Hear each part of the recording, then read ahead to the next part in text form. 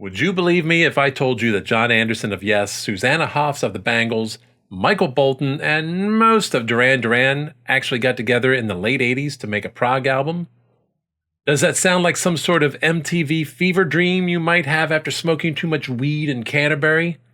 Well, it's real, and it's spectacular. All right, perhaps that's a bit of an overstatement, but it is pretty damn good. Stick around, and I'll tell you the story of Jonathan Elias and Requiem for the Americas.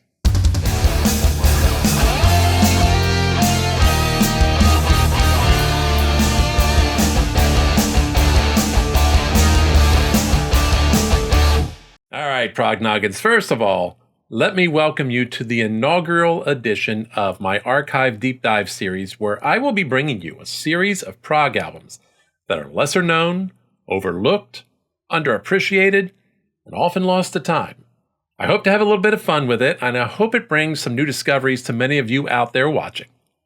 Now, we start with an album that I picked up in the waning days of the 80s, knowing only that it included a very cool tune featuring John Anderson that was getting some airplay on local radio. Now, upon locating the CD, I noted it's a pretty impressive list of guest vocalists on the album cover. Reading through the liner notes later, I found that the cover was really literally just the tip of the iceberg. Years later, having expanded my knowledge beyond what it was back in my college days, I'm even more astounded at the gathering of talent involved in this album. I'm not kidding. Now, the full list includes Martin Sheen, Grace Jones, Jeff Porcaro of Toto, John Taylor of Duran Duran, John Waite of the Babies, and mostly known for his solo stuff in the 80s, John Anderson, Michael Bolton, Nick Rhodes of Duran Duran, Patti Scialfa of Springsteen's band, Simon Le Bon of Duran Duran, Stuart Copeland of The Police, Susanna Hoffs of the Bangles, Tommy Shaw of Styx, Tony Childs, Tony Levin, bass playing demigod, often seen with Peter Gabriel, and Warren Kukur, this guy of Missing Persons and later Duran Duran, of course. And finally, in a posthumous appearance with some spoken word poetry, Jim Morrison. Because why not? Oh, almost forgot one other person involved. He did some work with his father and some spoken word piece on this. Tiger Blood, Charlie Sheen. Because I'm me, I'm different. I just have a different constitution, I have a different brain, I have a different heart, I have a different, I get tiger blood, man. Ah, yes. Charlie, I'm thinking you were seeing better days when this album was made. All right, so you might wonder, as did I, how does this Jonathan Elias guy, who most of us haven't even heard of, and who I certainly hadn't heard of at the time, how does this dude have the pull to bring together this disparate and wide-ranging group of artists for his album? Well, the short version is, prior to this album, he was primarily known as a guy who made waves writing scores for movie trailers. Now, be honest, how many of you didn't even know that that was a job before now?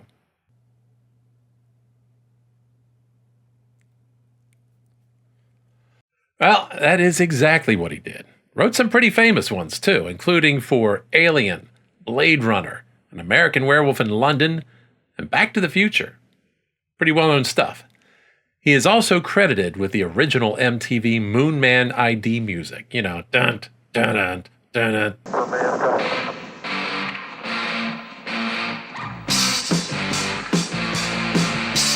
That guy.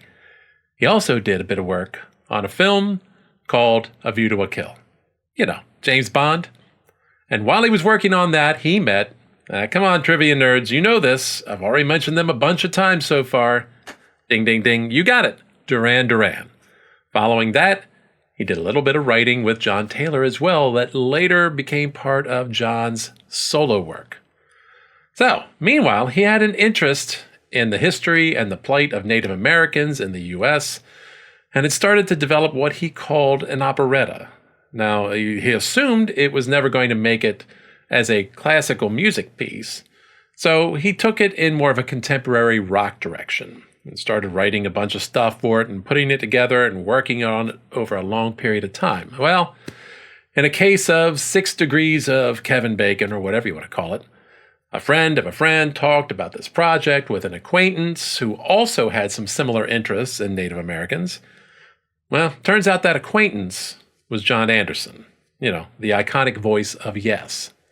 So that friend then encouraged Jonathan to send some of his music to that acquaintance, Mr. Anderson. Well, John being John, he decided to write some lyrics for one of the pieces, or a couple of the pieces, recorded some vocals, and then sent those recordings to Jonathan with a note, "Hope you like it." Well, that's John for you. So that's how the whole thing just started, and it snowballed from there. Between friends and friends of friends, and more luminaries of the pop and rock world, and Hollywood even, started to express their interest in working on this project. Next thing you know, Jonathan found he had a lot of people to do a lot of things, and he found something for all of them to do. Granted, seems the inclusion of spoken word poetry by a singer deceased over 2 decades at that time still seems a bit unclear. I haven't found any backstory to how he obtained those recordings, much less got permission to use them. As with many aspects of the enigma that was Jim Morrison, I suppose this too, at least for the time being, will remain a mystery. Meanwhile, Elias did what most of the wise would do when one has a collection of instrumental music to match with a group of well-regarded singers and lyricists, and following John Anderson's lead, he let them write the lyrics to the music and provide their voices to express their words. The logic to the plan is flawless, wouldn't you say? The end result is a fascinating mix of styles and instruments and compositional approaches, and among the stretches of spacey ambient music highlighted by soft percussion, there are passages of cinematic explorations with dramatic readings to evoke images of grand prairies and star-filled night skies as seen by the indigenous peoples of America. And that's all highlighted by some top-notch work by the assemblage of vocal talent who took Elias's already impressive musical ideas and elevated them to even greater emotional heights with thought-provoking lyrics and impassioned performances. The highlights begin with the lead-off track, of course, and that, of course, involves John Anderson. It's entitled Within the Lost World, and I don't know if this was, the original song or one of the original songs for which John Anderson wrote those lyrics, but I think it probably was. I just have that suspicion. Maybe that's why it got placed first on the album. This song was made for Anderson to provide lyrics, because it's like a lost Yes track, or perhaps at least a lost Anderson, Bruford, Wakeman, and Howell track, perhaps. Lots of dreamy ambient keys to open this up, and it's not even until 90 seconds in before we first hear John deliver what I consider to be a most John Anderson-y lyric. Brothers of sun, assembly amongst us, be there not afraid. From there, it just gradually builds as John sings these vaguely spiritual words of loss and remembrance.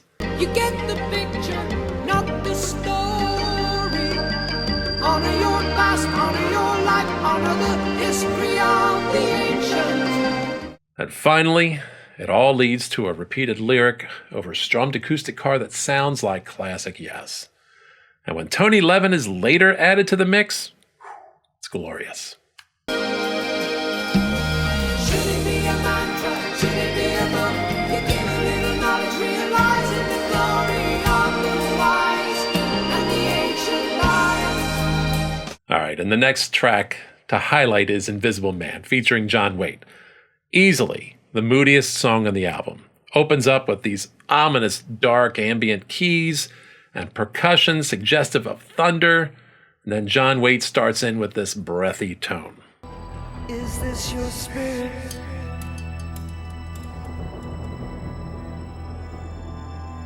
Are you still sleeping? And its attention to the song heightens. John's voice grows more gruff and grittier and more strident, increasing the emotion and enhancing the themes of disconnection and loss. And you walk where the sleep is strong, through the sky, like the sun you rise.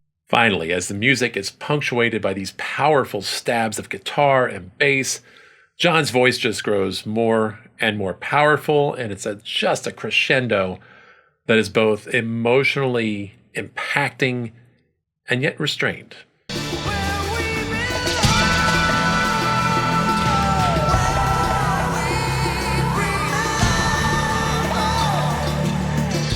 Really quite a powerful tune there, and a great job with John Waite. Now, the next track is the one for me that really is the top track of the album, and probably the one most qualified to be labeled as rock, really. It's called Follow in My Footsteps, and it opens with an echoing flute and ambient keys, and it quickly brings the soulful tones of Simon Le Bon singing wordlessly, with Susanna Hoffs providing these lovely ethereal backing vocals. And a sparse arrangement of keys and drums accompanies Simon as he sings about the cycles of life and nature, gradually building into tension and volume until... Where the earth receives the seed from the sky, where the ancient fill the newborn with the breath of life. And then later the drums kick in for the chorus, and suddenly the drums and the bass are in this commanding position, backed by notes, string-like instruments, and Simon's vocals just reach for the sky.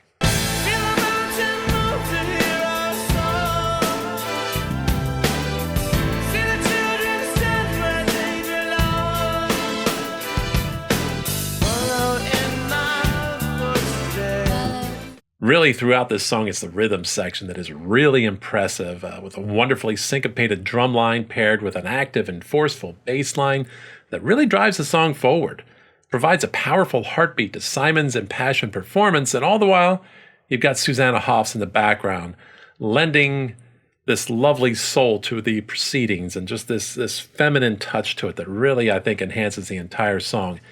It all really comes together, though, with a post-chorus crescendo later in the song. Call the wind, call the rain, call the first ones by their name. Call the moon, call the sun, call the blood back to my veins. And from there, we've got a lot of other things going on. You'll get to that Jim Morrison spoken poetry and all that stuff. But the album then eventually winds its way to... not the last song, but the next to last song. But for me, the emotional finale, Far, Far Cry. This was the song that I first heard on the radio, starting with a bright, hopeful keys and guitar and just some light percussion and some lovely complimentary bass by Mr. Levin, once again providing the engine to the song, as he tends to do wherever he is at. And this song is honestly just made for the most optimistic and joyful John Anderson lyrics that one can imagine, and John does not disappoint. Count on the sun, as it will always watch you growing. Count on the land, to sow the seeds in every young man. Beating on the drum, shouting at the moon. And it's not long before wordless backing vocals are added, along with layers of keys and some wonderfully poignant lyrics reminding us all that our fates are connected as human beings, that when we mistreat the other, we're ultimately also hurting ourselves. I'm amazed as we look the other way. To this day, we still don't believe. And honestly, Mr. Anderson really nails the assignment with this one, penning, for me, some of the best and most moving lyrics of his career. And I'm not kidding. I am not exaggerating. As far as I'm concerned, this is among the best of his lyrical pieces. The clarity of it and the clarion call to recognize that we ultimately are one people. How many broken promises until we get the message that until we know the equal, we will never feel the free. And in the end, it all leads to this gloriously triumphant chorus.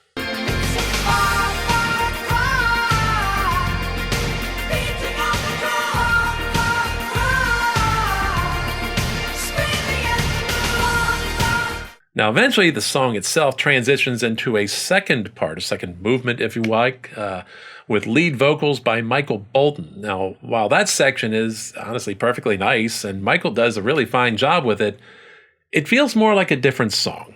both in tone and style, and I don't quite enjoy it as much. Honestly, for me, if I were editing, I would have separated those tracks out, and I'm pretty certain that the radio edit cut out the Michael Bolton portion, that you would not have heard him on the radio. But what a cool tune, and what a just jubilant yes-like moment for all of it. Now, overall, the whole of the album provides just a widely varied palette of music with impressive performances throughout. It's all anchored by a deep well of talent. Does all of it hit equally? Not entirely. How much it succeeds for each listener is likely going to depend on how much the individual likes or tolerates or doesn't like spoken word. I'm on record as not really being a fan. Those aren't my favorite parts, but artistically speaking, they're really well done and they're pulled off nicely. And again, Jim Morrison being Jim Morrison, I would call it spoken word, but it's slightly sung. I don't know what Jim was doing. Jim was being Jim. That's all I can tell you there. However, when this album works, it is masterful and moving and was probably never destined for commercial success because so much of it falls well outside the realm of pop music, to be honest. The world wasn't ready for it then. The world probably still isn't ready for it, although the message really should be something the world hears right about now. However, if you enjoy cinematic, expansive music with strong progressive rock elements and a bit of pop bombast and some spoken word poetry, why not? Then this is the album I encourage you to seek out. It's been out of print for probably decades, but we are fortunate enough right now to be able to hear it on streaming on Spotify. At least that's where I found it. You might find it elsewhere as well. It looks like it was re-released in 2023, and we're a better world for it. Well, hey, thank you for accompanying me on this little journey through Jonathan Elias's Requiem for the Americas. I hope you enjoyed it. If you did, you know what to do. And I hope you'll join me for my next archive deep dive, and maybe you'll discover another lost classic, and just maybe a new favorite. Until next time.